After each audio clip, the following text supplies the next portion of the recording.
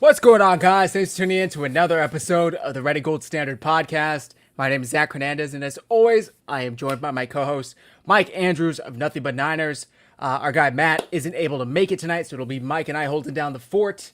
And we got an interesting show planned for you guys tonight. We know that the 49ers are on a bye week, so we figured why not look back at some of our preseason predictions and see how they've held up now that we are 13 weeks into the season. It almost hurts my heart saying we're in week 14 already, but that's where we're at. We got 4 weeks left of the season, a month left. I mean, it's almost painful. Before I toss it over to Mike, if you're watching on X, do us a solid, hit like and repost. If you're watching on YouTube, do us a bigger solid and hit like and subscribe. Hop in the chat and make sure you show both channels love, 49ersHive and Nothing But Niners. We really appreciate it. Now that we got that out of the way, Mike, how you doing this evening? All is well, man. It's been a very busy day. A lot of good football games on. That Buffalo Cincinnati game was absolutely crazy. The back and forth in there. By the way, if I'm too loud, please let me know. I'll make some mic adjustments. But went to my mom's. It's some good bye week activities. Got to see some family. My sister-in-law came over and hung out with us as well. It was really fun. So good day, good weekend, and ready to talk about these predictions that we made, man. I can't wait to see how they held up and see how bad we were. It's going to be one of the two, I'm sure. True. Yeah. I hear you. It's like the bye week came at a perfect time for the 49ers and for me. I have some days off work coming up, so really excited to just like take advantage of that. Stress-free all around. Although I did have to go into the office yesterday for ended up being like 4 hours. It was just supposed to be an hour, right? Friday night, I was like, I need to leave everything in a place where my manager, my coworkers can take it on and, know what's going on.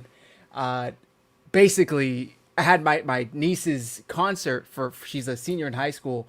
And I like balancing my time, but having to leave by like 5:30 to be there by 7, but also having to do all this work. I'm like, you know what? I'm just going to put a bow on this. I'll be back Saturday. Everybody's happy. So Ashley and I went into the office yesterday and worked for about 4 hours.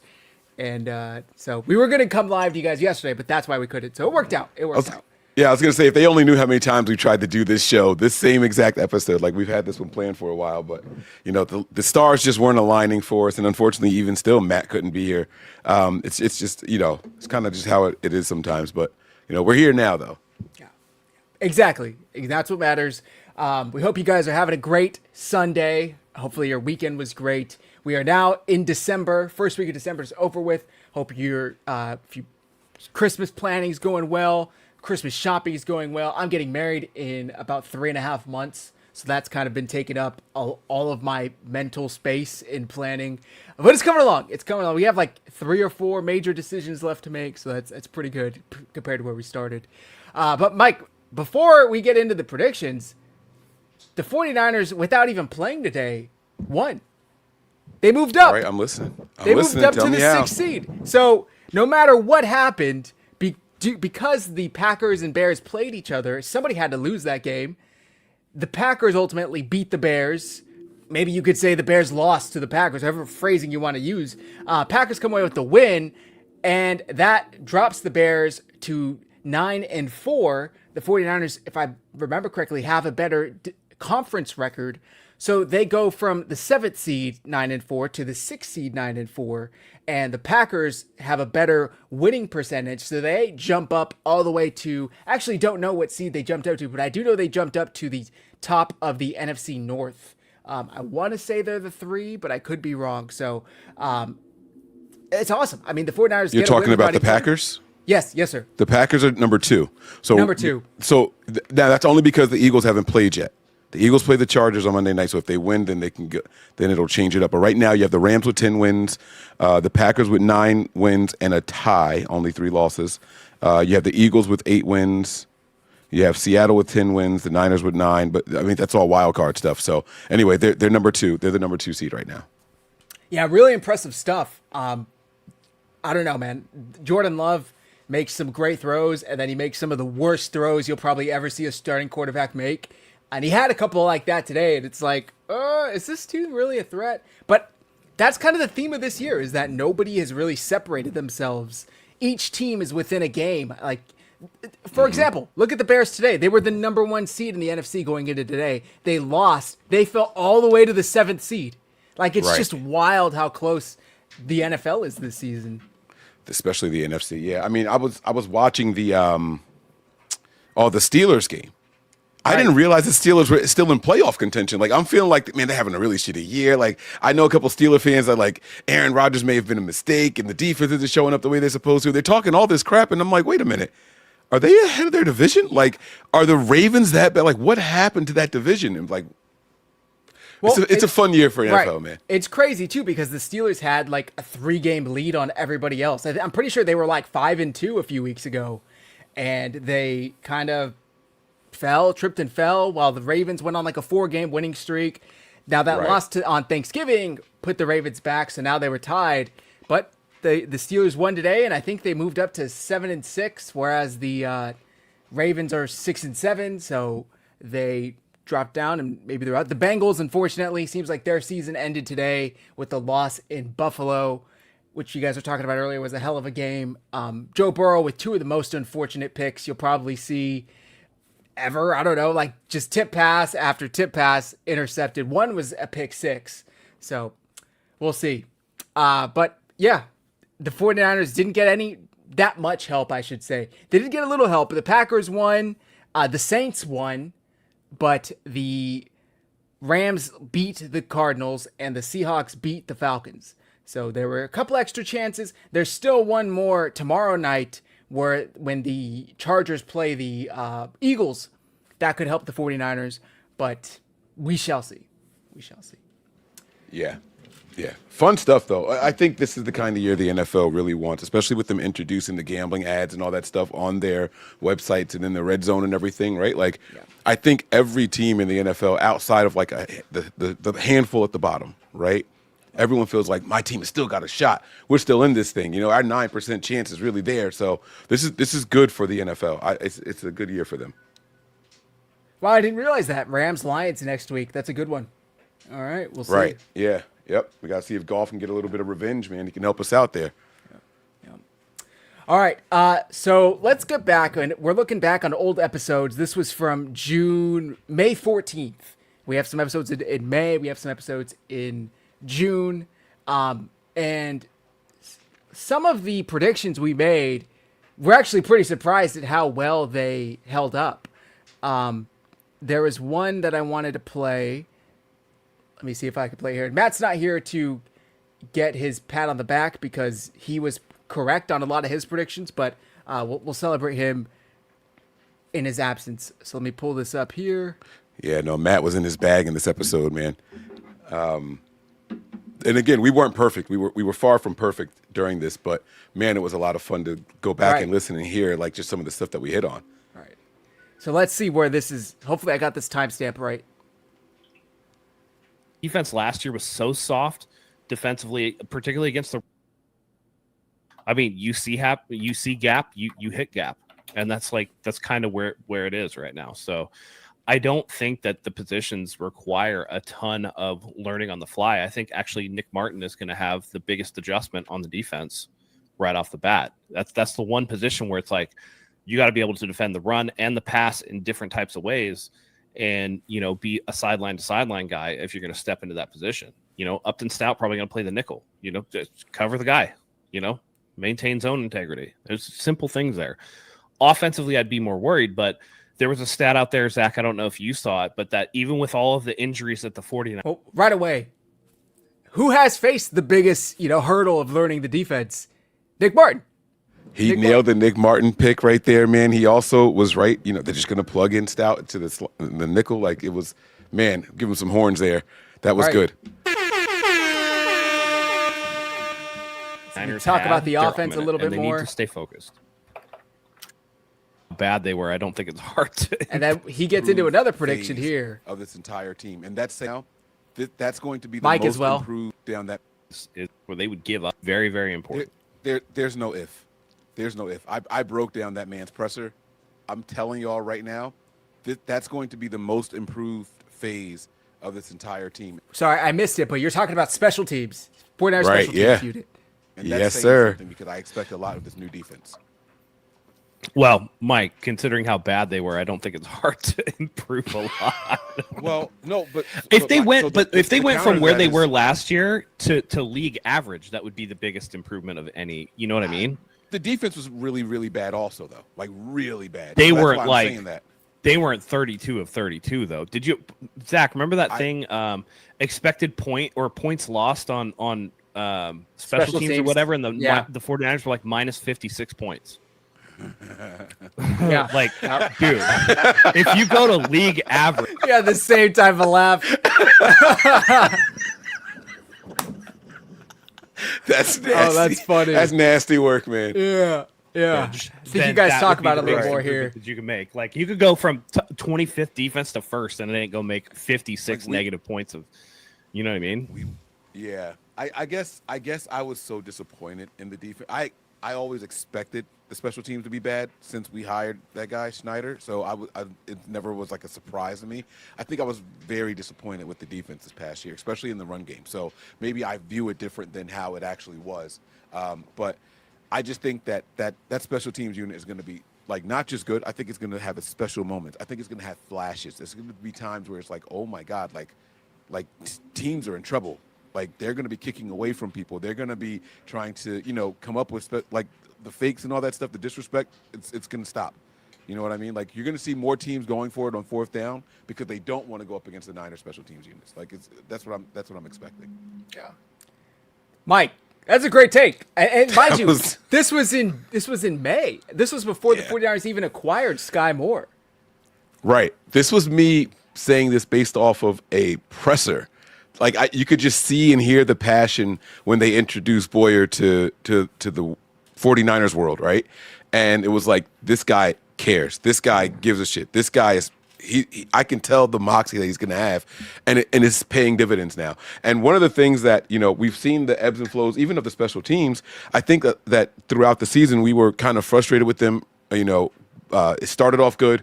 Then we hit a rough patch, like, I won't say in the middle of the season, but like weeks 4 through 7 or 4 through 8 or something like that, we kind of hit a rough patch. And you got to remember that the injuries, right? Oh. Did I lose Mike? Can you hear me? You right, cut out go. for a second. Oh, that's crazy. I don't know if it was but me or you, to be fair. I don't know. Yeah, so you froze on my screen. I kept going in case they could still hear me. Got But it. it was the injuries, right? The injury, not necessarily special teams injuries, but it was injuries to the 49ers team and the starters. So now your second linebacker who was playing on special teams is a starter. Now you got to use your third guy on special teams, and you got to shuffle all that around. So I think Boyer's special teams unit deserves a lot of credit, man. They hit on a lot of the things that I said, and that was even with them enduring all the changes on their end of the field. We just don't get to highlight them because they're out there for 17 seconds and then they're gone. Right. And also, I really got to tip my cap to the Boyer and Shanahan because they tried to salvage the Jake Moody situation. Like they really did. They had him change his approach. They got a new long snapper, a new placeholder. Like they tried everything. And week 1 comes and he shits the bed still. Like Matt predicted that also. I don't have the timestamp. Oh, okay, but okay. In that same video, Matt says, he's going to be fine unless he goes out there and shanks 2 or 3 in week 1, and they cut his ass after that. And he didn't shank 2 or 3, but he did miss one, and they let him go right after that. So Matt did predict the week 1 cutting of Jake Moody also. It was definitely in there. I wish I knew the freaking timestamp, but he said it. I was like, holy smokes. Damn, okay. Yeah. They tried their best to salvage the situation. They really did. And after that week 1 game where they almost lost because of Jake Moody, and if it wasn't for like a hell of a play by Purdy and Pearsall and Tariq Woolen for some reason slowing up on the deep ball, they probably do lose that game.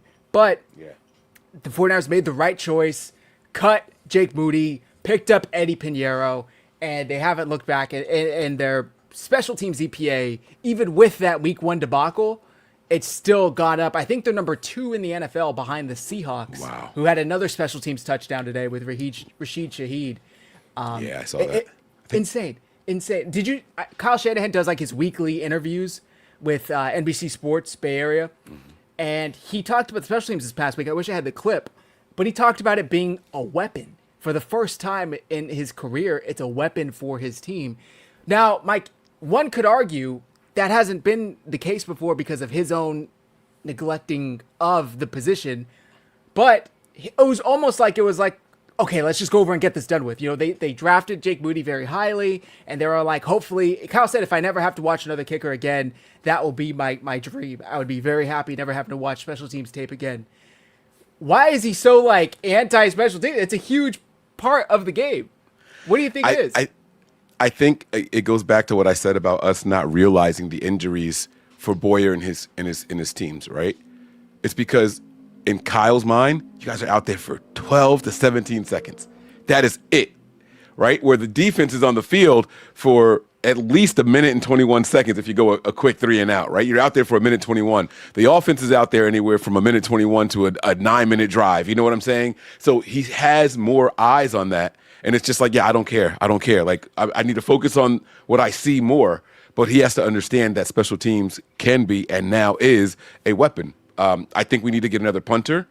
While Morstead has been okay, he's leaving a lot out there at times. I still think that the special teams unit can improve, and we can get another punter.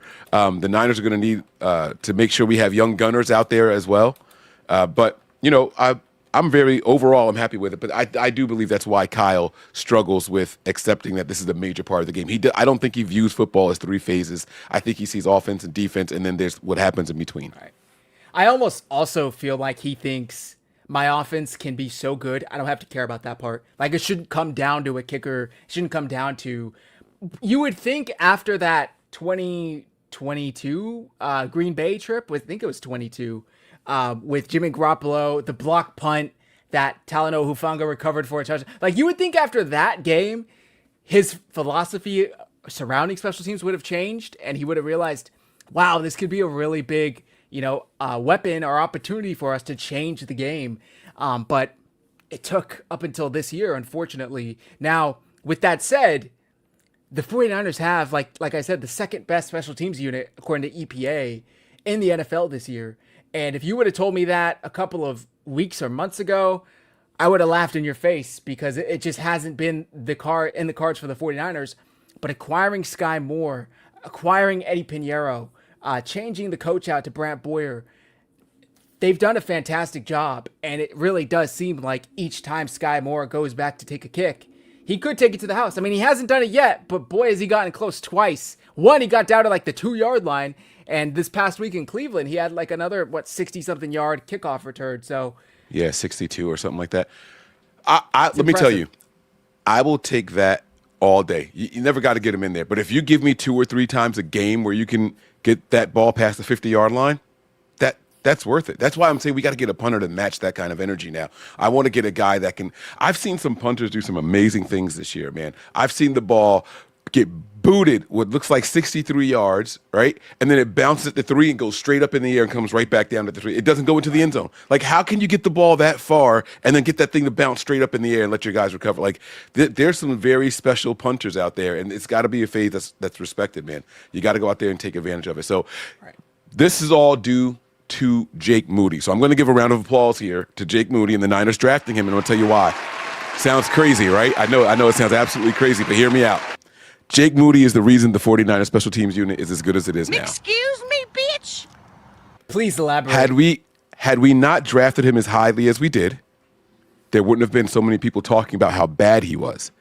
And he was so bad that Kyle was forced to, one, fire his special teams coordinator and give a damn about hiring somebody else. Then had to make him come in here, and Kyle actually had to pay attention to a kicker competition. He said it himself. I never want to watch kickers again. But he had to endure Jake Moody for Kyle to care about special teams. He's been here for 9 years, and it just now happened. It just now happened, guys. So that Jake Moody draft from 3 seasons ago, that was the pin that got Kyle Shanahan to care about it. All of a sudden, we can become a more complete team now. I like it. It's a step in the right direction. Also, can we just talk about the poetic justice of Moody being on Washington now with Deebo Samuel, who choked him out a couple Right. weeks ago, or choked out Tabor Pepper, I think. I think he choked out Pepper, right? It was Pepper. It was Pepper he grabbed. But he was telling he was Moody in to the lock face the of fuck Jake. in. Right. Yeah. Yep. Vincent Bryson says Matt Jones, I think he's saying Matt Jones has an Achilles injury. All they have is a rookie quarterback who isn't good. Richardson is on IR. That is correct. Daniel Jones appears to have torn his Achilles today. And Yes. the former starting quarterback for the Colts, first-round pick Anthony Richardson, is on IR with a fractured orbital bone in his eye, leaving Riley Leonard, this year's sixth-round pick, as the only quarterback on the roster. I'm sure they'll sign somebody off the street. But that game in a couple of weeks looks a hell of a lot more winnable now than it did this morning. So I hate to see it for Daniel Jones, by the way. Was really playing the best football of his career. So wish he gets better soon. The timeline of this injury, he'll probably miss most of next season too, since it's about a full year recovery roughly to where you're back at close to where you were. You hate to see it. I mean, it was a non-contact, tough break, man. Went down on his own, immediately grabbed it, slammed his helmet into the turf. It's Yeah, tough. I think the worst part of it all, one, you never want to see injury, but it happened, right? I think the worst part of it is he, unlike Mac Jones, only signed a 1-year deal. He doesn't have 2 years. So True. He's going into free agency with an ACL. And he was playing his ass off this year. I mean, I think he played above expectation for everybody, for most people. Yeah. I wanted the Niners to go out there and get him. I saw the talent in this kid. I've always called him a poor man's Josh Allen, right? But he went out there, he exceeded expectations, and he was going to get paid in this offseason. He was going to get paid from somebody. Hell, maybe even the Giants, right? Who knows? I'm kidding. They like Dart. But it just sucks to see it go out like that, man. I really feel bad. I'm hoping that the Colts maybe try to bring him back I on can't a couple imagine years. they don't, honestly. I don't think they're going to turn back to Anthony Richardson. And if they don't, who do they go to? They draft a quarterback again. They have too many wins to draft in the top half of the draft. But then again, who's going to start for the first, 3 quarters of the season while he's rehabbing? So they have some decisions to make. But either way, the 49ers, I think they play Monday night against the Colts in a couple of weeks. In Indy, that's going to be a more winnable game for the 49ers. They could be 11-4 when we look up in 3 weeks. So We were talking about like how good the games and everything were, and how the not versatility, but parity in the NFL. Right. That Jaguars win put them in the lead for their division now. Yes, that's right. Like That's they're game. 9-4. That's Yes. another one that flopped. So Yep. the Steelers win, they're at the head of their division. Jaguars won, they're at the head of their division. And who had the Patriots lead in their division? Like the AFC is even fun right now. Like it's such a good year for football, man. Next week, Really good stuff happening. Bills and Patriots play. That's going to be a good one. Patriots kind of got one out on them, sneaky win. That's kind of what started the Patriots' rise when they beat the Bills on Sunday Night When Football. they beat the a couple Bills, weeks back. yeah. So I do have another prediction here. Let me share it. This one also is from Matt. I don't mean to play only Matt's predictions, but that's what's coming up when I'm searching here. Yeah, no, he went into depth though in a lot of his stuff. So All right. Yeah. this is like So as balanced as I've seen in a long time, guys. But if I'm being honest with you guys, I don't think that there's going to be a stretch where the 49ers lose 2 games in a row. That's where I'm at right If now. it were to happen, where do you think it would? I could see them starting 0-2. Oh, to start. Because yeah, so just hear me Well, I out. mean that goes Again, with what you just said. lots of rookies, right? You're trying to piece together a new defensive line, a new offensive line. Robert Sala's got to come back in and try to make his impact. You don't know what you're going to have in year 2, Ricky Pearsall right off the bat. To me, Brandon Ayuk's not playing until that Rams game. So there's 2 predictions there, maybe even 3. But we have the schedule up on the screen. They have not lost back-to-back games, Mike. That's a correct prediction. Right, that's what I was looking for. I wanted to verify, but I don't think the Niners have lost back-to-back games. It was win No. 1, lose 1, win 1, lose 1. So yeah. And Nigel, just to be fair, I asked him if there were to be 2, where were they? But his initial prediction was that they're not going to lose back-to-back. And through week 14, they haven't. as this clip continues, we try to find back-to-back losses on the schedule. Like we all picked, like if there had to be back-to-back losses, where would it be? I think we all collectively agreed that there wouldn't be back-to-backs, but Matt said it, and I was just like, I didn't even think about it that way. You know, we were sitting there struggling to find losses. None of us had back-to-back losses when we were doing that exercise. So that was good. Yeah. Also, I cut him off here, but if you go back 5 seconds. To me, Brandon Ayuk's not playing until that Rams game at the earliest. I don't think he's going to play the first 4. So you're missing a little bit there. At the earliest. So that's another feather in his cap, because we're at week 14. Boy, did we not know what the hell happened in July, but he's definitely hasn't been activated yet, and he probably won't be. So if we had have known what happened in July, first of all, his cryptic messages would not have seemed as cryptic at all. Like, if you go back and you look at that, I need my chicken before I play, or something like that, and it was like, dude, you just got paid. Like, what are you talking about? Now we understand what he was talking about. Now we know what he was talking about. I'm wondering if his agent is trying to negotiate something now, because I can't imagine why he's not. The practice window isn't open. Like, if you remember that post that he made? And it had like all of 49ers world in a tizzy. Was like, I need my money before I walk through the doors. But it was after he got paid. And we were like, what the hell is he talking? Like, but he used emojis. So we were trying to figure out what he was talking about. Now we know what he was talking about. And that brings me to this point. We've seen him, that Texans game was where he was running on the sideline and he was catching passes from Brock Purdy and all that. And I'm like, what is going on? Like, he looks like he's okay, but the practice window isn't even open. Like, what's happening? I'm wondering if behind, and this has nothing to do with this show, just something we can come back to later on and maybe have another conversation later, is his agent trying to get the Niners to rework his contract to put some guarantees back in there for him to come back. So I'm just wondering if that's why his practice window hasn't been open. It is weird. The whole situation is strange. They talked about it, and it was basically due to him, from what the reports were, he missed some appointments and training and rehab with the 49ers medical staff, whereas Brandon wanted to rehab away from the team in his own private medical staff. If I remember what the reports were, that's what it was. Now, some people are saying, hey, Bosa, tore his ACL. He's able to rehab away. Other players, Christian was able to rehab away. Do you think it just has something to do with the 49ers top brass and ownership saying, we trust them? We don't trust you to handle the way you're supposed to handle. No? No, not at all. So you can do your rehab away from the team, but what you have to do is that's a funny comment. What you have to do is, while you're rehabbing, you still have checkpoints with the team that you have to make.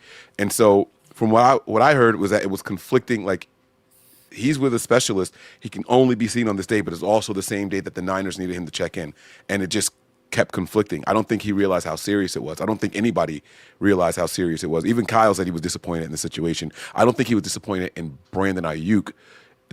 When John Lynch did his MSNBC interview last week, and he was talking about it, he even said it's his first time. He didn't know, like, he was like, that was like legal stuff. That was like league and stuff like that. So I think that it caught all of them by surprise. Right. I don't think that it was done intentionally. I don't think it has anything to do with trusting Brandon Ayuk. From the way he was moving on the sidelines, he looked good. So the rehab, I think, went well, considering how much damage was there. All 3 L's were right. All of his CLs were blown up. Right. I mean, I think that he recovered quickly. So it just caught the team off guard. I don't think it's about trust. Right. And it almost makes you look at the answers that John Lynch was giving the first 10 weeks of the season before this report came out. He'd be on his weekly CanBR interview. Yeah, I'm looking at Brandon Ayuk right now running outside on our practice field. He looks great. We're hoping to get him back within the next week or two. And it's like, okay, well. And then John Lynch last week, they asked him straight up, is it realistic to expect Brandon Ayuk's practice window to be opened before the end of the season? Realistic? No. But that's what we're hopeful for. We're hoping that is the case. It's like, nothing's and really changed. That goes back to reworking that whole contract. There's a lot of guarantees in there. Now, he got, $20 million, I think, up front or something like that. So he did get some of that money, but now he's got no guarantees. in the future. And I think if I'm Ayuk also, like, do I even step on the field? Like, what happens if something goes wrong in my opposite leg? We know that that's usually how, if there's going to be another injury, it's going to be in the opposite leg now from, the months and months and months of rehabbing and that one leg taking all the weight off of the other, or most of the weight. So I do understand Ayuk's situation now a lot better. And us Niner fans were so passionate about, you don't want to be a part of the team, then get the hell out of here. We don't need you. We don't need you. It's not that. I don't know any NFL player that's going to walk on the field and put their body on the line, and there's just sit flat, no guarantees at all.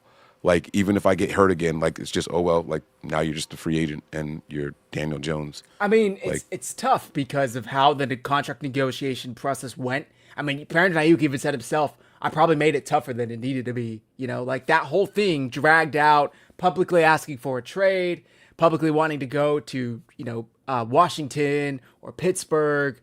Richard Sherman, of all people, was asked on the podcast by his co-host, I think his name's Richard or something like that. He says it a million times each episode. I can hear it in my head. But did this situation surprise you at all? The way that it played out, the way that Brandon Ayuk's contract was voided, and Richard Sherman straight up said, unfortunately, no. Like, I have a lot more insight. I've had insight for months on this situation. The way it played out did not surprise me. It's really unfortunate, but that's how it happens. You have certain obligations to a team when they're paying you tens, if not hundreds of millions of dollars, or over $100 million that you're held to. Brandon Ayuk simply didn't do that. So Richard Sherman seemed to think that it was more Brandon Ayuk was in the wrong. It doesn't matter. Regardless of who is in the wrong, who's in the right, there's no way he's back, right, Mike? Like, there's absolutely no way that he comes back next season. you're talking about next season? Not without guarantees, no. Yeah. It's impossible. He can't.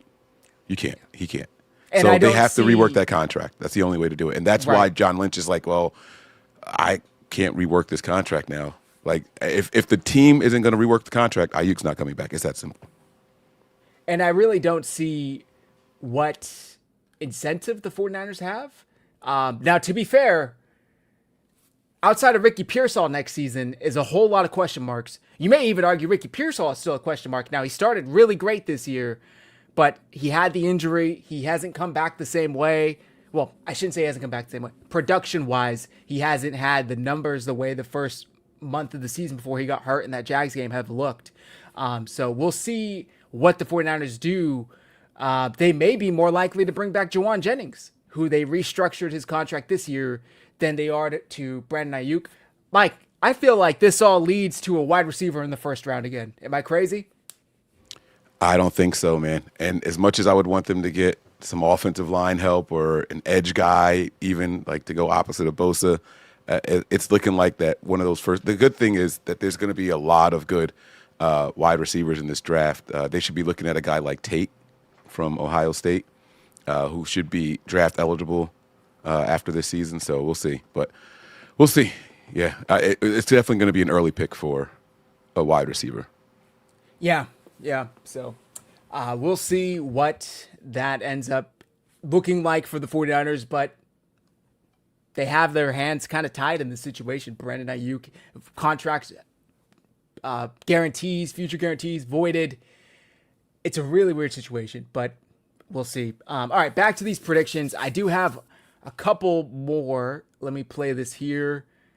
Let's see if this is what I was looking for. And shout out to YouTube's AI feature, because this really helped me get some timestamps to play the video clips that I wanted to for you guys. So let's see. No stretch where, last year, Mike, we sat here, we were like weeks, 8 through 12, where it was like Green Bay, Buffalo, I don't know who else was in there, I forget, but it's like, that's clearly the tough spot of the schedule. I don't really see that in this. By the way, I'm looking to my left because the Warriors playoff game was on, so excuse my past self. Is there a time period that you see where it's like, oh, that's going to be the tough Do you have spot? it to pull back up here? Let me get it. Sorry, I'm literally doing this with you guys, so No, I you're don't have good. it here in front of me. But looking for the tough spot in the schedule is always interesting. It's always fun. So let's see what we got here. Seahawks, Saints, Cardinals, Jaguars. It's probably it right here. This is probably it from September 28th to October 26th. Those 5 games right there. Jags, Jaguars, Rams. Go ahead. Yep.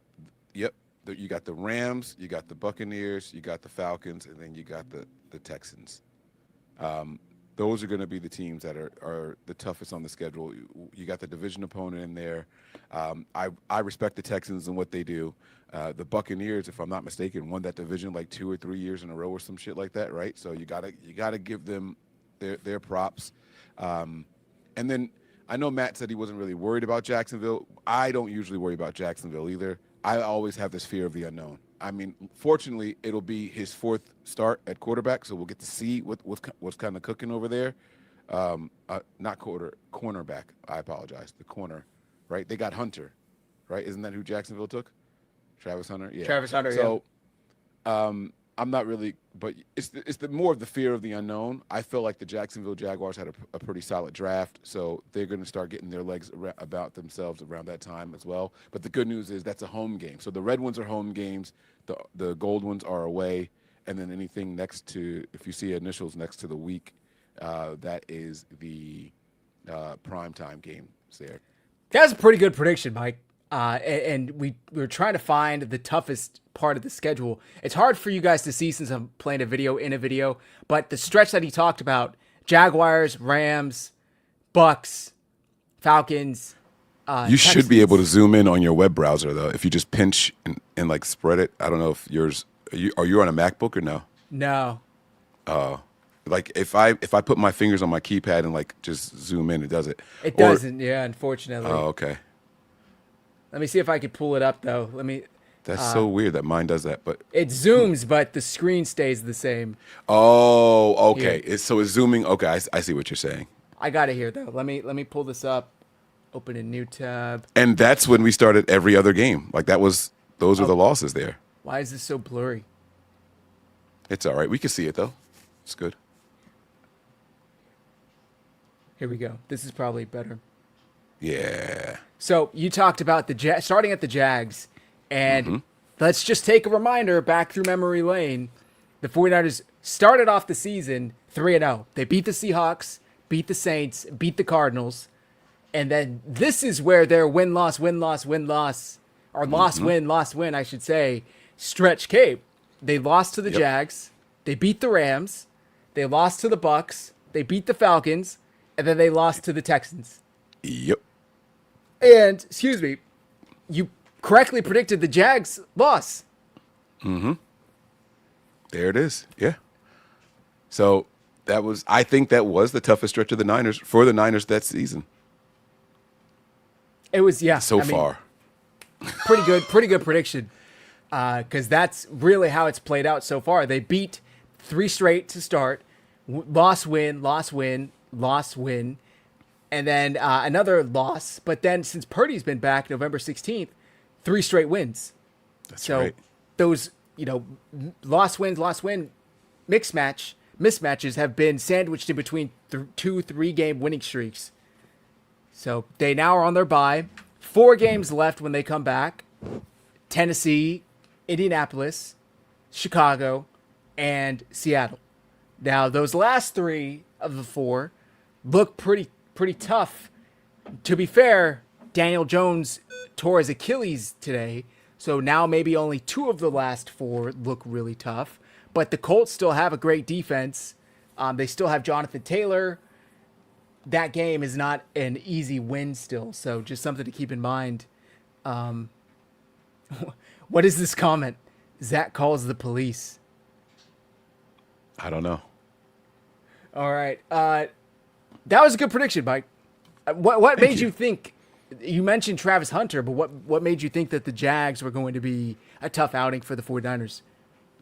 I don't know if I thought it was going to be tough, and I definitely didn't know that Purdy was going to be coming back in his first game back or whatever. I didn't know about the injuries or anything like that. But it was more about overlooking somebody, right? I feel like and that I think is probably why we ended up losing that game. I think that we did with the Rams coming up right after. You know what I'm saying? Like it was we got to focus on the Rams game, and it's an AFC opponent. You know, you always don't know what you're going to get when you go across to the other conference.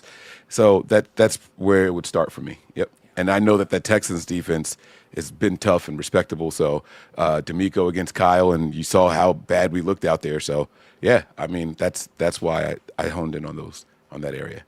Yeah, and it was a great prediction, like I said. And the Texans, although we're looking pretty poor going into that game, that kind of sparked something for them, and they've rattled off I don't know how many straight wins since. So I guess you're welcome, D'Amico, for the 49ers taking that ass whooping, because that was the worst loss of the season at the time. But a couple of weeks after that, they got blown out at home versus the Rams. I think I have a prediction for what I thought my toughest stretch would be here. Let's see if this is it. By the way, yeah, the Colts, going back to that Carson Wentz storm game the atmospheric river that we had here in the Bay Area, Jimmy chucking ducks, getting picked. It was a really really shitty game. Anyway, tough stretch here. I'm going to say weeks 10 through 13. Now, hear me out. The Rams can go one or the other. Could be a difficult game. It's at home at least, but it's still a divisional game. Cardinals always give this team fits. They go on the road, take on the Cardinals on the road. Then you come back home for a possibly much improved Panthers team. Bryce Young really started to put it together last year. Year 2 of Dave Canales. You get Tet McMillan and a few other weapons there. And then you go to Cleveland. Their free agency, they also got a what's his name over there? What's the receiver they got in free agency? It's another tall receiver. They started building the team like they did when it was Cam. Sorry, I didn't mean to cut you off. No, you're good. I'll wait for you. You want me to wait for you to find it? I'm looking it up. You can go. Okay. Ahead. And then after that, you go to Cleveland, where they haven't really been able to win, it seems like, in years. It seems like every time they go there, it's a guaranteed L, even if it's fucking, who the hell knows who, Hoodie Allen playing quarterback for them. They can't seem to get a win there.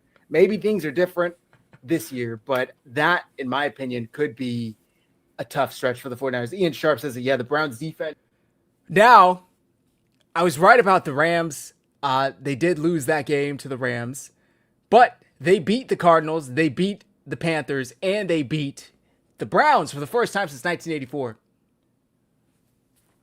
So that's a prediction. No, man. Yep. I was wrong on that, but I'm happily wrong on that. Yeah. Those are the kind of things that we're happy to be wrong about. You know what I'm saying? Yeah.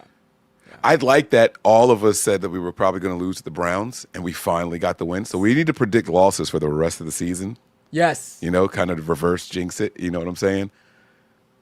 Yeah, and the Browns, who have looked tough for like 14 straight weeks, got whooped today by Tennessee. It's like, what the hell, man? Like, the 49ers they did win like 26-8. It's not like it was like a 2-point win, but that was a tough win, especially in the first half. But Tennessee handled theirs. Hopefully, Matt said in the chat earlier, that's good for the 49ers because that gives that sense of relief to the Titans, whereas next week they're not desperate for a win still. Maybe they just choked away the first overall pick. Who knows? But yeah, I thought that was an interesting prediction. Yeah, the Titans are going to be setting up for draft position at this point.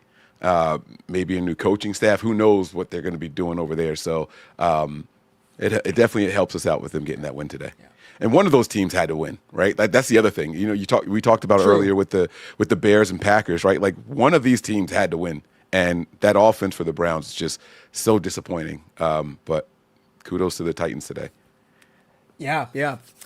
Mike, did you have any predictions on your end? I know you didn't.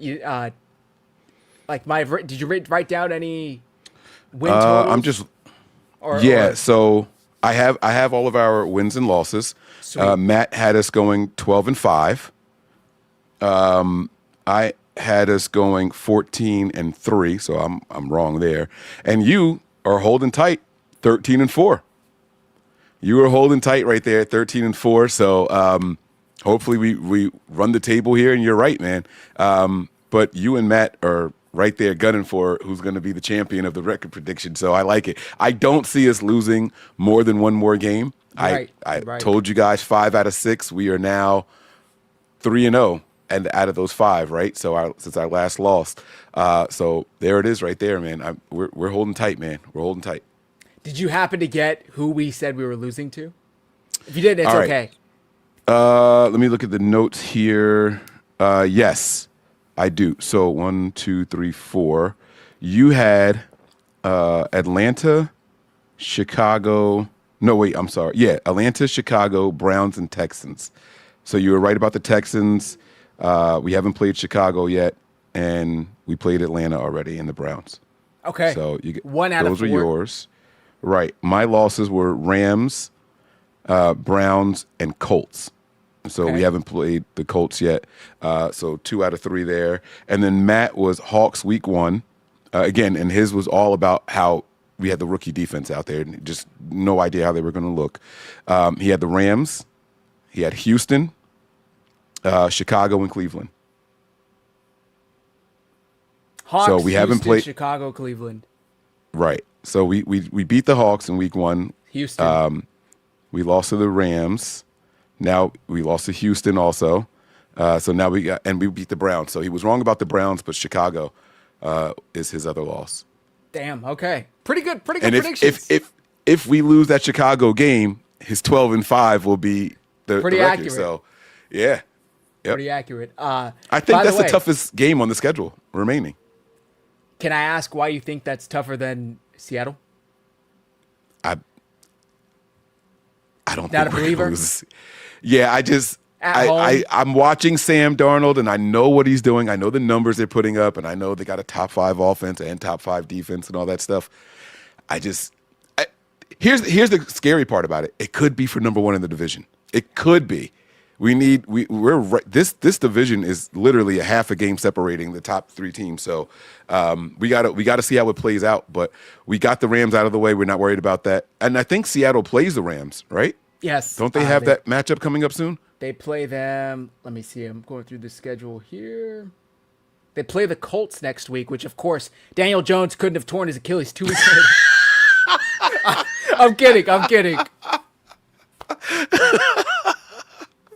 Right. So that's another dub for They them, play right? the Colts, like, oh man. and then they play the Rams, and then they play the Panthers, and then they wrap up the season with us. So Yeah. they have. We need the Panthers to continue to be the upset team. Like Yes. they're upsetting so many different teams, Yes. man. Like, come on, Panthers, let's go. So 3 of the last 4 are NFC opponents. That's big. Right. That's big. Yeah.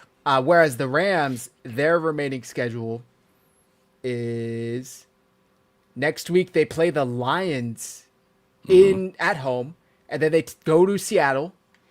And that's a Thursday night game, by the way. That's a tough back-to-back. So yeah, short week for them, and they got to travel. I mean, And then- granted, they're only going north, but still, it's like Right. And then they come home, or no, they go to Atlanta for a Monday night game, and then they wrap up the season at home versus the Cardinals. So, pretty much the next 2 games, I would say, are the most likely that they take an L in. I don't think they're going to lose to the Cardinals or Falcons to end the year. right. Yeah. So, both teams, But I would say, we have also 2 didn't think losable that, games. we also didn't think that the Rams were going to lose to the Panthers either, and No. Yeah. so that's that. Imagine the Niners being the only team in the division to beat the Panthers. Oh wait, did the Cardinals beat them? That's a good question. Let me see. I can tell you right now. Cardinals. I want to say they didn't, actually, but they have only won 3 games this year. Right. They No, they beat them in week 3. They beat them. Yeah, they beat wait, them. no. Yeah. So What week was yeah, this? the Cardinals. week Yeah, 3. it was week 3. Yep, it was week 3. The Cardinals beat so the Niners could be the only team to beat the Panthers, which could help with the tiebreakers if we all end up with the same record at the end of the season. No. It's Well, only out of the 3, because the Cardinals did beat them. But out of the Rams, Seahawks, and Niners, we could be the only ones. Right. Is that what you're saying? Okay, got it. yeah. That would be Yeah. huge. I mean, I still think we have the numbers as far as the division record. I think we Conference still as well. have that. We have conference as well. So the tiebreakers are all leaning in favor. I'm telling you guys, the stars are aligning, man. This is going to be I can't wait for the playoffs. I don't want to get too far ahead. But I'm so excited. You know, you were like, man, I can't believe it's only like, 4 regular seasons week, right? But the playoffs are going to be so good this year. Yeah. They're going to be so good this year. Well, what pisses me off too is, can you think of even one major thing that has gone wrong this season for the Rams or Seattle? Have they lost any stars? Have they taken major hits? Have they had to deal with anything of those sorts? Because I can't. Puka was hurt for like a week. Right, and since then he's been just on fire. Right. He just can't be stopped right now. Like He had it's 6 insane. for 136 and 2 at half today or something like that. Right. Insane. But my point is, sorry, is there anything that you could think of? No real setbacks. Their quarterbacks are both willing to put the ball in harm's way at times. You just got to have a team that's going to take advantage of it. That's how the Panthers actually ended up beating them. There was a couple of picks. One of them was a pick six, if I'm not mistaken. And a fumble. Right. And the Seahawks, Darnold also, when he's having a bad game, it's a bad game, right? There's no in between for them. It's like, here's 30-plus points, or Sam Darnold, you suck. Right. We need another quarterback. So there's no in between for them. Look back to even last week when they beat the brakes off the Vikings. Sam Darnold had like a shit game. He was like 11 for 19, 120 yards and a pick or something like that, right? And they ended up winning by like 3 scores because their defense had like 8 takeaways or some shit like that. Right, a special team score, if I'm not mistaken. So it was something insane, yeah. Thank you, Nigel. Rams kicker, Cardi. That's the one thing they've had to overcome this year. Now, the 49ers, you lose Nick Bosa for the year in week 3. You lose Fred Warner for the year in like week 6 or something like that. You have to change out your kicker for a new kicker at the beginning of the season. Brock Purdy gets turf toe. Ricky Pearsall sprains his PCL. Even our backup to Fred Warner, Tatum Bethune, gets hurt. He's out. Bryce Huff gets hurt. He's out. Charles Omenihu, who was the guy, Sam Okwanu. Not Sam Okwanu, sorry. Why do I? It's the O last name. Very That's similar. What it is. Very Omenihu similar Okwanu. type players. That's what it is. Yeah. He gets hurt. And then the kicker again. Now we get the backup Pinheiro kicker, gets hurt Pinheiro, again. and then he gets hurt. Yeah. Yes. So it's like it's a rotating door at left guard, right? Between Ben Barch, Connor Colby, Spencer Burford. And the 49ers are sitting here within half a fucking game. And people are telling me that Kyle Shanahan isn't the coach of the year because everybody expected them to be good. Let's rename the reward. We expected you to be shit and you weren't. Congratulations. Come get your trophy. That's pretty much what the reward has become. Right. Award, exactly. not reward. Award. It's complete BS. Yeah, there's no way Kyle Shanahan should not be in Coach of the Year talks. He should be up there, number one with the bullet. Stefanski has 2, Mike. Stefanski has 2 Coach of the Years. Dable, who is out on the street, has a Coach of the Year. Kevin O'Connell has a Coach of the Year. Right. If he didn't win it in 2019 when he took like a 4-12 team, whatever the fuck they were the year before, to the Super Bowl, and if he didn't win it in 2023 when Trey Lance got hurt, Jimmy Garoppolo got hurt, and he took Mr. Irrelevant, who Mr. Irrelevant had never even completed an NFL pass before, rattled off like 9 straight wins all the way up to the NFC Championship game. There's no fucking way. I mean, they literally would have to go like 20-0 to get for him to win Coach of the Year. I don't understand it. Yeah, it's nuts. And you didn't even mention that we lost that first-round pick in Williams. Right, that's right. Like, bro, stop it, man. Stop it, right. man. There's That's no way. Another huge loss for this team. So Fred Warner, and they're all on one side of the ball. Like the season enders are all on the defense.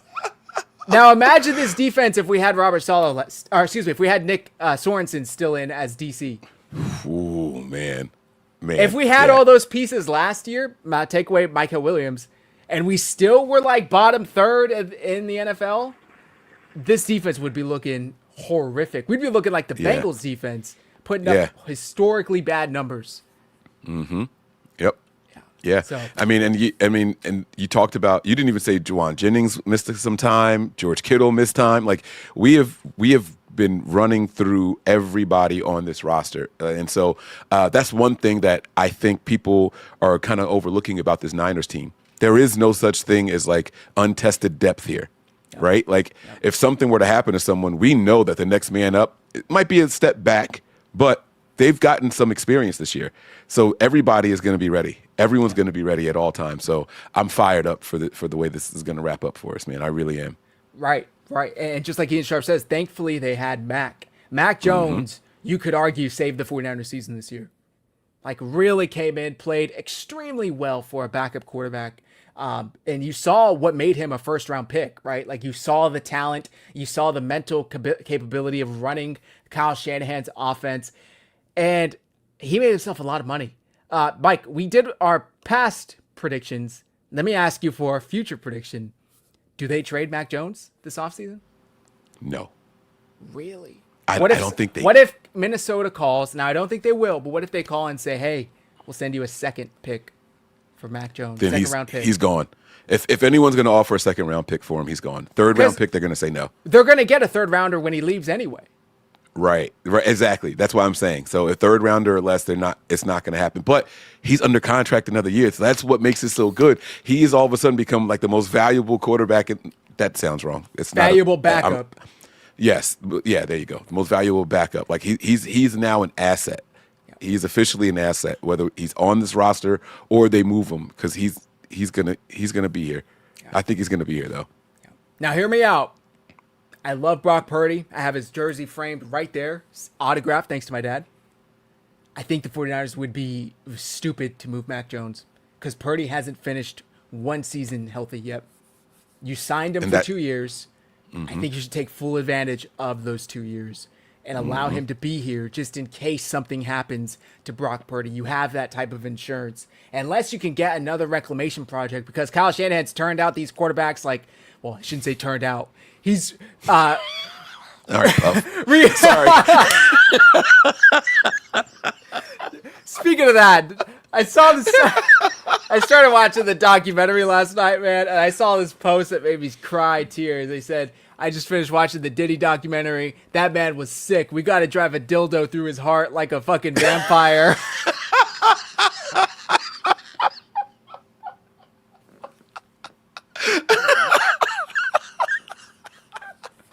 Oh, man. Oh, you got to do it while you're saying, take that, take that, take that. 50 Cent's loving that. Yeah, that is terrible. Oh, yeah. My goodness. All right, but anyway. Yeah, I don't think that they would be wise to move Mac Jones. I think you let him play out his contract. And they asked him, why did you take a 2-year deal?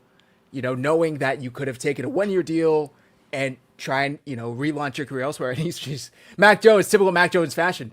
That was what was presented to me. I don't know. That's what my agent put in front of me. So I signed it.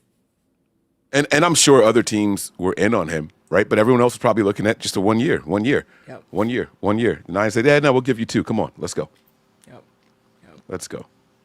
Ian Sharp, wasn't 23 a healthy season for Purdy? I'm pretty sure he had a concussion and missed a game. I could be wrong. Well, but even if he was, it wasn't. I don't think it was. I'll tell you. Give me a second. I got you here. I think they played him against Cincinnati when he was like concussed the week prior, if I remember correctly, against Minnesota, and he probably shouldn't have played that game, but he did. So you could be right, Ian. He might have been fully healthy, but he still had some injuries that year. So I'm looking at 2023, and he played in 16 of 16 games. Now, that doesn't mean that he finished them, though. That means that he started. Yeah, that means that he started them. So they pulled him out of that Christmas game, and I think they claimed it was an injury, to be fair. That Christmas game. Right. That was that year, right? Versus Baltimore? The 5-interception Christmas game? Mm-hmm. I'm pretty sure Kyle Shanahan's.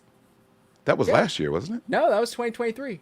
Because he was the front runner for MVP up until that game happened. That's right. Yep, you're right. So I'm pretty sure the official reason was he had a head injury or something like that. Right.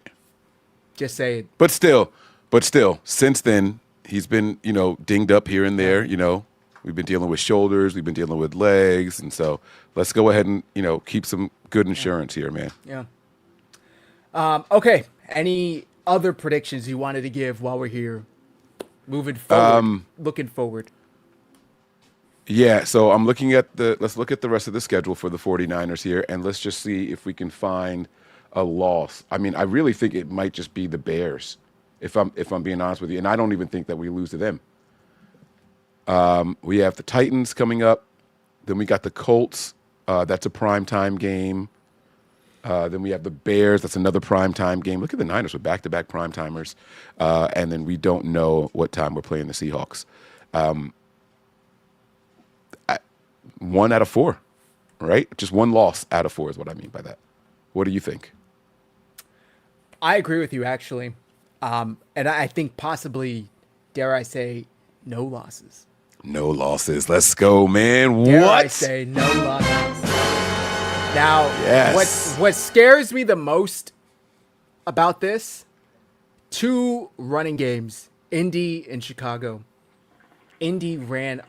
Chicago ran all over Philly, who, for the most part, say what you want about their offense, their defense has been pretty damn good for the past couple of years. They put up like 230 rushing yards or something like that against the Eagles.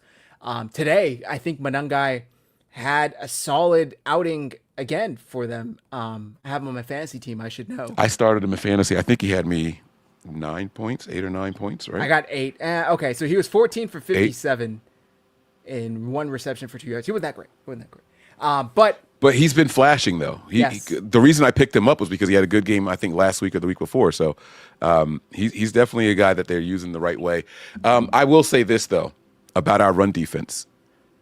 I think for the rest of the year, it's going to be tough for teams to get those big runs on the Niners, right? Everybody that we're playing right now, especially in that secondary, are tacklers. They, say what you want about Jair Brown, that he comes down the box and he plays the run really, really well.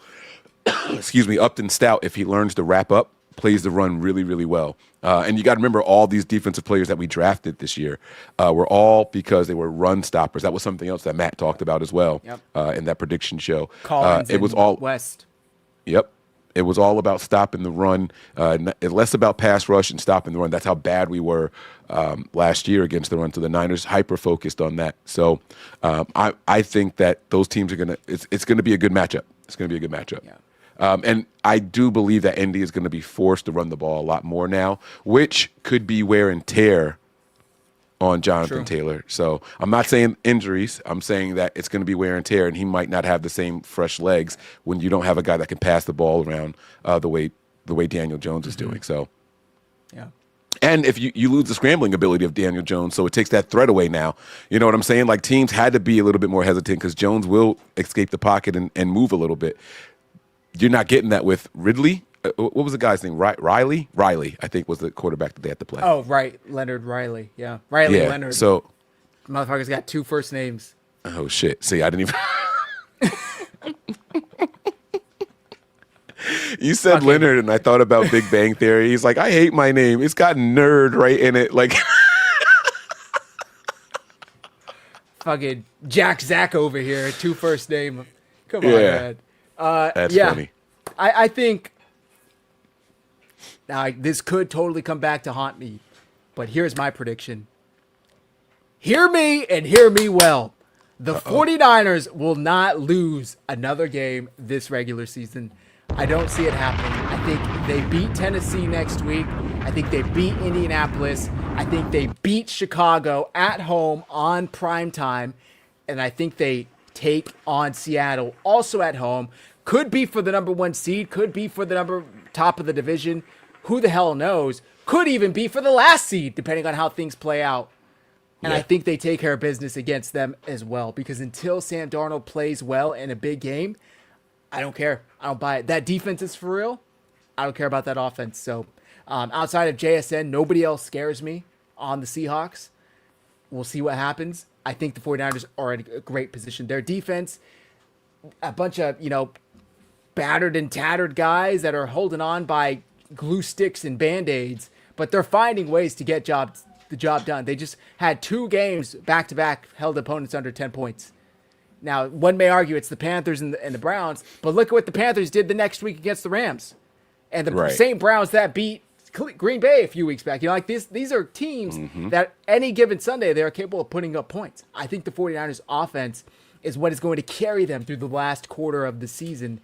And I think they finish on a 7-game winning streak going into the playoffs. Let's go, baby. That's my prediction. All right. Let me ask you, Mike, because I think I got your answer on what you think the rest of the season is going to look like. Is there a prediction that if somebody told you back in May when we did that show, you would have thought, get the fuck out of here? There's no absolute way that would happen. While you think, this is a good comment from Shulong Low. I hope they fix that Colts game. Purdy Monday night game stats is bad. He's shockingly bad on Monday night. Sadly. Yeah. I agree with you. Yeah. Hopefully they do. But I think they only have until like next Tuesday to flex it or something like that. All right. So okay, you're saying we can wrap up here. No, it's cool. If somebody were to tell me something back in May that I say there's no way that happened and it's coming true, is that what you're saying? Something that has happened that you wouldn't have believed if that was one of our predictions on the show. Oh, yeah, absolutely. That Mac Jones was going to come in and look good as like the backup and, save the 49ers season, right? I think that we expected him to come in and win some games, but he won more than he lost. You want your backup to be a guy that can go out there and win one out of 3 games. Sorry. He exceeded that. He went out there and went above 50%. And if somebody told me the Niners were going to have the number one or win the division, I wouldn't have been surprised by that, only because of how weak our schedule was in the first place. That wouldn't have surprised me. However, if you told me that the Niners could potentially be hosting a playoff game this year with all these injuries, I would say that was a lie. That's the issue, is that no one predicted that. We did all the prediction shows saying, this is assuming everybody's healthy and this is what we're going to look like and all that, right? But we aren't. We weren't. If anybody tried to predict that you're going to play this many games without Brock, you're going to play this many games without Fred and Bosa, like you guys have got, I'm going to be like, all right, shit, like now we're in trouble. So I'm trying to think of like one of the most outlandish predictions that I heard. I got one. I could think of one. Oh, give it. Let's go. If you would have told me this in May, I would have slapped you in your face. Not you personally, Mike. If you would have told me that the Niners lose just about everybody, half of them for the season, yet Christian McCaffrey plays every game and takes 1,000 snaps a game and is top 10 in rushing and receiving yards, like, what the fuck? Are you kidding me? I'm knocking on all kinds of wood over here. It's not even funny. Like, come on, let's finish this thing the right way. Yeah, man. Like, let's go. It's insane. You're right. And the meme is that every week Kyle Shanahan goes to the basement and sucks the life out of one of the players. Sucks the life form out of one of the players and injects it into Christian McCaffrey for another week, because that's pretty much what's been needed. The way last year went, and I fear the thought of how next year is going to go, but we'll deal with that when we get to that. But boy, has that been a pleasant surprise for the 49ers. I will say this, and I didn't get a chance to listen to that prediction show entirely through, but I've said it multiple times. Christian McCaffrey, the year following an injury, is a man on a mission. I have said that multiple times. So I wouldn't be that surprised about how well he's doing. So, I mean, but I'll tell you this, though. I was a little hesitant about Christian McCaffrey when they traded for Robinson. I was like, something's got to be going on. You know what I mean? I was like, oh, man, because Robinson's a starter-worthy running back. They didn't just go out and get a guy that they saw some potential in or something. Like, they got another starter to bring in here to be the backup, and they're barely using him. I mean, he's getting more usage now, but man, oh, man, like, it's, you know what I'm saying? Like, I thought, all right, something's got to be going on, or maybe something's lingering they're not telling us about. Bro, Kyle is using the shit out of him, and it's working. Yeah, it's insane. By the way, Nigel asked, what other games could they flex into Monday Night Football that week instead of the Niners Colts? Well, can they flex Monday Night Football games? I thought it was only Sunday nights. Oh, okay. Maybe I'm wrong. Let me Google Let's see. Yeah, I was going to say, let me see. Can the NFL flex a Monday night game? Yes, they can flex a Monday night game, but only between weeks 12 and 17. Which this falls in that timeline. Oh, yeah. Hear me out. I found the perfect game to be flexed. Tampa at Carolina. For the division, yeah. Jacksonville at Denver is also another great option. That sounds disgusting and like, it just doesn't sound good, but I completely get it. Pittsburgh at completely get it. Detroit, two teams hoping to keep their playoff hopes alive, probably, Yeah. but in a couple of weeks. New England at Baltimore. Is Baltimore done by then? Who knows? But I would say my top choice would be Tampa at Carolina. Yeah. That might be way more entertaining than 49ers Colts. That's week what? That's Week week 16. 15, 16? 16. Let me see here. Want me to share it? No, I got it pulled up here. I see them all here. Yeah. I'll share it That's for the already viewers. That's already a Saturday game, so that's not going anywhere. Right. I was gonna say that Bears Packers, but that's a Saturday. That's not going anywhere. Shoot, yeah, you got them all. Yeah. You got them all, and there are some options though. So maybe that does happen. Especially what they're gonna do is they're gonna wait and see how the Colts look next week, and then they're gonna be like, okay, yeah, we can't put this on national TV. Like, we gotta get this shit out of here. If they get blown out like 30-0, Right. then they'll I mean, probably- so who do we play after the Colts? Because that's is it the Seahawks? Oh, the Bears. no, it's the Bears. So would you rather the Niners be playing the Bears on a short week or give them a full week? So you know what I'm saying? Like I would want the Niners to get that go back to a Sunday game. Yeah, you know what I for mean? sure. And then you get the extra day to prepare for the Bears. So Yeah. let's sure. hope it gets flexed out. Look at that, man. We're hoping the Niners get flexed out. That's pretty nasty. Said no 49er fan ever, right? Like If it was a Sunday night game, we probably would all be for it because Purdy's pretty good on Right. Sunday nights. But for some reason, Monday nights. And know what, maybe, man? hey, maybe it's just the way the fuck it. Let's go. Nope. Now I'm saying it. We're going to smoke the Bears and we're All going to smoke right. the Colts because this has been the year of what we don't normally do. Start the Browns, True. right? Like, come on, man. Like, this is the year that we're doing stuff that we don't normally do. Let's go. I'm with it now. Let's go. Yep. All right, let's do it. All right, that's going to do it for tonight. I got to go get ready to go to dinner. Mike, appreciate you. This was a fun show. It's nice to look back. A lot of us content creators, podcasters, just say this shit, and then we're held to no standard or you know, what's the word I'm looking for? Accountability for right or wrong. So it's Right. nice to look back every once in a while. And we had the opportunity with the bye week. It's unfortunate Matt couldn't make it, but it was still fun for both of us to get this done. So, by the way, if you guys ever see any takes of ours that were just like wildly wrong, please let me know. Please let us know because it's fun to look back on. Yeah, absolutely. It's true. Niner edX, yeah. I was supposed to be in I Am Legend and American Gangster. So when I was acting, they needed me for 2 weeks. And they were like, it's 2 major movies. We can't tell you anymore unless you accept it, blah, blah, blah, blah, blah. But I had just become full-time with the state of New Jersey. And so it was quit the job because I didn't have 2 weeks of time. And I just started. I was still in like a little probation period. So it was either quit the job that I just was working so hard to get. I started as a temp, and I was there for so long, like working my way through the rankings that they were like, we need this guy full time. So they actually hired me from the temp agency.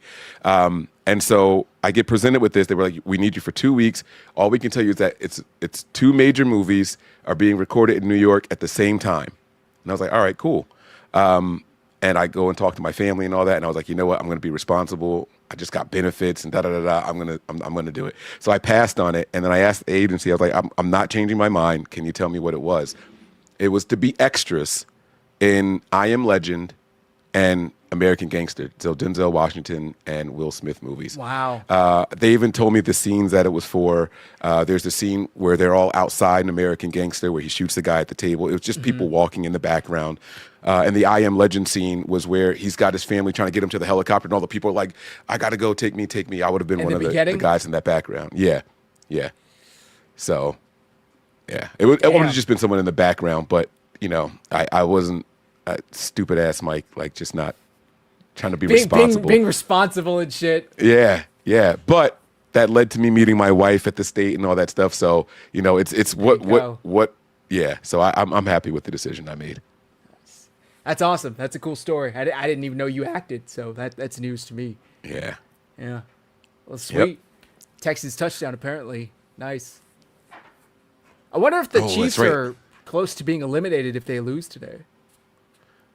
I tell you what, let's look at the standings really quick. I'm pretty sure their division hopes are gone. So right now, the Chiefs are 6-6. There's 4 games left. I mean, if they win out and the Broncos lose out, they could finish with the same record. But the Broncos swept them. Oh, so they can't win the division. Yep. Yeah, so they're playing for a wild card right now. Yep. They're definitely in the hunt though. Whack. Playoff picture. They're still in the hunt. Playoff. Here we go. NFL playoff picture 2025, and the Chiefs are currently the 9 seed right now, right behind the Texans. Believe it or not, the Texans are the 8 seed. So this game, wow, it's got some serious implications. If the Chiefs win, they have a 54% chance of making it. If the Texans win, they got an 86% chance of making it. Damn. All right. Don't let them in, Texans. D'Amico, Right. Let's do us go, a solid. D'Amico. Keep them out, man. Come on, baby. This is And your by the chance way, to get them again. I just want to say, we'll wrap up here. The fucking 1 year the 49ers defense falls apart and dudes are getting pushed off buildings and shot and shit is the 1 year the Chiefs aren't going to make the playoffs, it looks like. Like, come on, man. Come on. Are you kidding me? Now, to be fair, maybe this is the year the Niners go all the way and get the job done, and it's just some, like, historic Cinderella meant-to-be type run. But, boy, does it look tough. The road ahead looks tough. So, but, hey, it's been done before. It's been done before. Yep. All right, Mike, let the folks know where to find you, where to find premium 49ers content. I'm sure they already know, but please let them know. Yeah, thanks, guys. If you guys are looking for some bonus content, some extra presser breakdowns and things of that nature, it's right there underneath Zach. Patreon.com/NB9ERS. If you're looking for somewhere to watch these games that are coming up, right? Like some of you guys are out of the area. We got a lot of East Coast supporters and all that stuff. Join any tier that's not the $1 tier, and you can join me for the game day experience. It's a lot of fun. And we're going to be doing it even if we're on prime time and you guys can watch it. Sometimes it's better to watch it in a group full of people. And so the chat's always going and all that. We have a lot of fun together. So the only rule is no spoilers. That's the only rule. If you guys are ahead on whatever you're watching on at home, just don't spoil it in the chat. And we have a lot of fun over there. For those of you who are watching right now from the Nothing But Niners channel, make sure you guys come on over to 49ers Hive. Show my guys some love. They work hard. So you see it right there above Zach. All right. 49ers Hive. So make sure you guys go over there and give these guys a follow too. Appreciate it. This was a fun one. The 49ers are on a bye week. We were able to kick our feet up, watch football today, stress-free, allow everybody else to beat each other up, and move up in the standings in the process. So 49ers are now the 6th seed without having to do anything today. I'll take it. Yeah, by the way, how's your wife doing? She is doing much, much better now. Thank you guys for asking. She's able to eat. She's keeping food down now, so everything is working out good. She's much better now. It was a rough week, though, but yeah, she's bouncing back very well.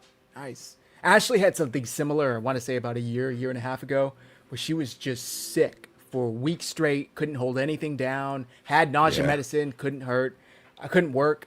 And since we worked together, or used to, I just told my work I was sick too, and I stayed home. But it's tough seeing it. So I'm glad she's doing better, because it's a tough scene when you're so helpless. You know, it's like shit. Yeah, Can't do anything to help. A couple trips to the hospital and all that stuff, but she's bounced back well, so we're good. Good. All right, guys, that's going to do it for tonight. Thank you for tuning in. I'm sure we'll be live later in the week for the preview show for 49ers Titans, so stay tuned for those details. Mike, would you do us the honors and carry us out? Yeah, man, listen, guys, it's been a lot of fun. I'm happy to see you guys on the bye week. Thank you all for those who participated. Look, guys, the Niners have 4 more weeks left of this regular season, guys, and I think we're going to be good, but we are going to be here for every step of the way. So make sure you guys are locked in. Just subscribe to all the channels and all that good stuff. Make sure you guys are being active in the chats as well. That's going to do it for us today. On behalf of Matt in his absence, for myself, and obviously for the host, Zach, we appreciate you guys, and we'll see you guys later on this week. And as always, go Niners.